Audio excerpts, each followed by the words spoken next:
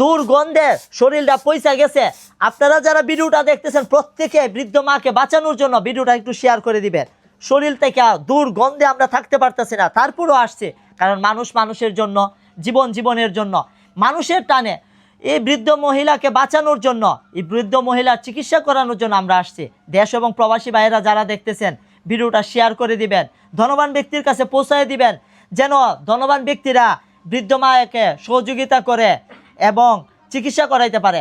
সিলেট উসমানী হসপিটালে নিয়ে যাওয়া হবে, কিন্তু টাকার অভাবে চিকিৎসা করতে পারতেছে না। গরিব মানুষ ভাই, টাকার জন্য বিছানায় পড়ে রয়েছে।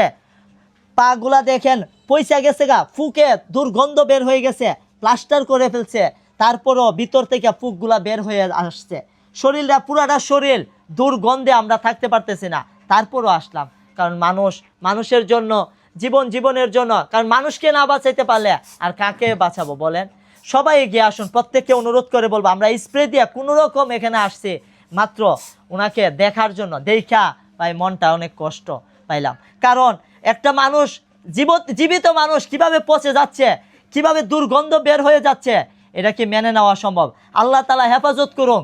দেশ এবং প্রবাসী ভাইয়েরা প্রত্যেকে যদি ওনাকে সহযোগিতা করুন। ওনার বিকাশ নাম্বার, নিজস্ব বিকাশ নাম্বার দেওয়া হবে, বিকাশ নাম্বারে যে যত টাকা পারেন সহযোগিতা করবেন।